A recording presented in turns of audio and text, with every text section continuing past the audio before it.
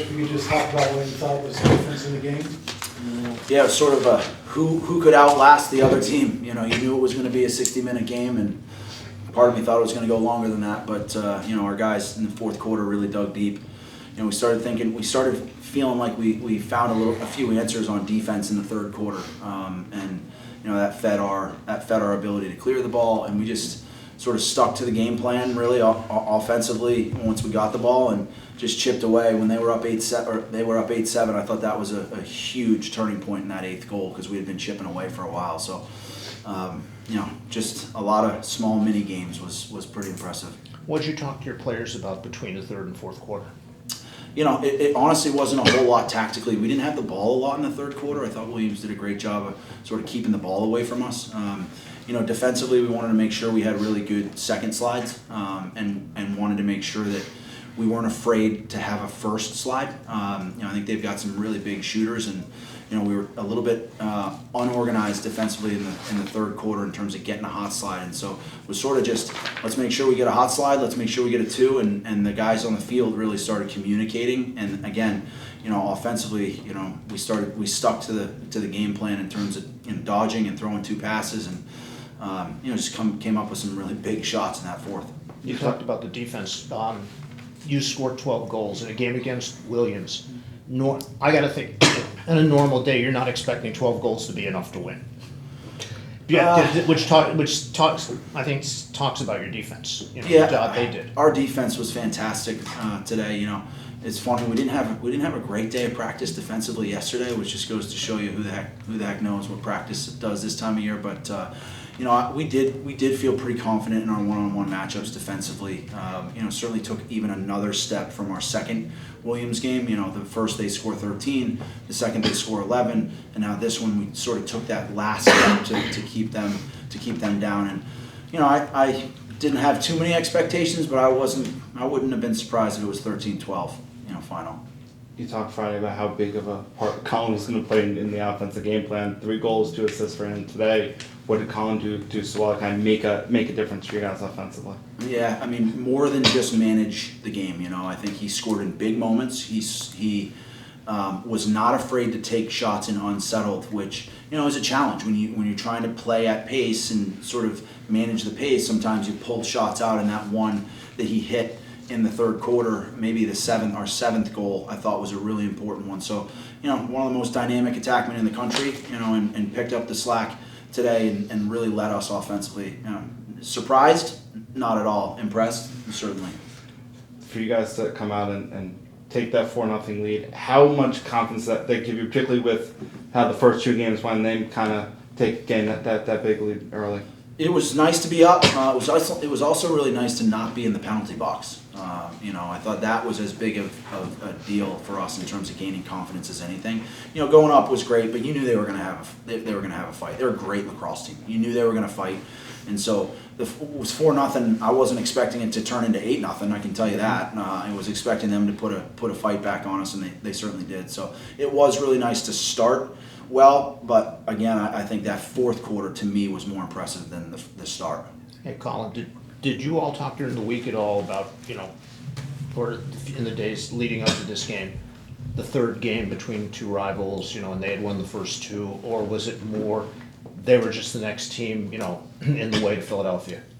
Yeah, I mean, we knew we played them twice during the season, but we just wanted to look at this as another game we had in front of us. All week we talked about just winning the next and a game-to-1 concept. And I think it really showed today how we didn't let the results of the past dwell on us. Yeah, I think you scored the ninth or 10th goal. What's the emotion like when you guys enter the quarter down, all of a sudden you guys have the lead again? What's that emotion like when that ball goes in there? I mean, it's just so exciting, but we're trying to just like take a deep breath at those moments and like focus on the next play, to not like get too excited, focus on that goal, and then let like them score the next one and just lose what we just gained.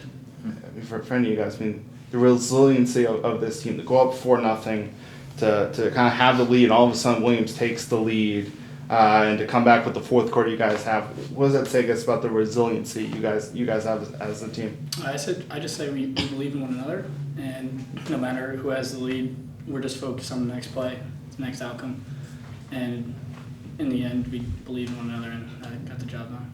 I'll say that to reiterate what Jimmy's point of believing in one another.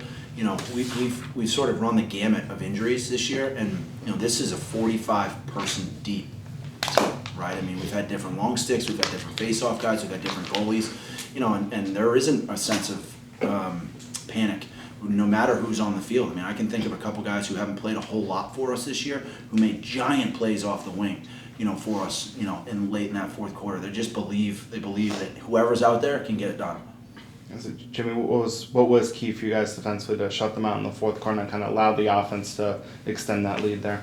Defensively, our on-ball defense, keeping the guys on the alley was great, and having a second slide when they moved the ball was awesome, and just playing as a group, 1 unit, 7 against 6, got the job done. And Jimmy, you had a game high 7 ground balls. You guys out ground balled Williams 30-26, including a 10-5 advantage in the fourth quarter. We went on a 5-0 run. How big do you think those 7 ground balls were in this game, and overall kind of your ground ball play? I think the 50-50 plays on the wings are the biggest momentum shifters in the game, and we run 4 or 5 guys on the wings on each side, and that's just, you know, that dictated the fourth quarter. That's why we pulled ahead, I think. I know as soon as you hit the bus, this answer is going to change lanes, so I'll ask you this now. Just the meaning for you guys to get to that first national championship game and have a chance to actually play for a title week from tonight. Yeah, I mean, it's going to change, but it's not going to change on the bus ride home. I'm going to enjoy this one. I'm going to enjoy this one. This is a lot of work that these guys have put into this, and this was an amazing journey. This season to this point, and you know, it's a big program win. It's a big win for these guys individually. It's a big win, you know, for the college. But you know, I'm super proud of this group. You know, I'm super proud of this group for digging deep after that second Williams game. You know, and really figuring some answers out, right, and finding some answers, and really buying in to sort of, you know, where we wanted to go. I mean, I'm going to enjoy the heck out of this one. You know, I'll probably tell you first thing tomorrow morning. I'll flip it over to whoever wins at 5 o'clock. But I'm going to enjoy this one. This is a special win. I guess for the players to go through what I'll call the NESCAC gauntlet, basically, to get to this point, does that make this moment just a little bit sweeter, given the teams you had to beat to get to Philadelphia? I'd say a little bit, yeah. Because like we play those teams all the year, like all throughout the year, and we knew we were gonna have to beat like either these NESCAC schools or RIT to get to the next step. Yeah, I think, you know, facing the NESCAC all year really prepares you for late May. And you know, the past 3 teams we played are all our biggest. Were our biggest NESCAC games of the year, and I think to then revenge the past 2 and revenge those 3 losses from the season, it's an unbelievable feeling for us. Does it seem a little weird that to get to the national championship game, you went through NESCAC instead of, you know, Williams played Keene State and then played St. John Fisher and then played RIT. You guys just stayed in the league all the way through.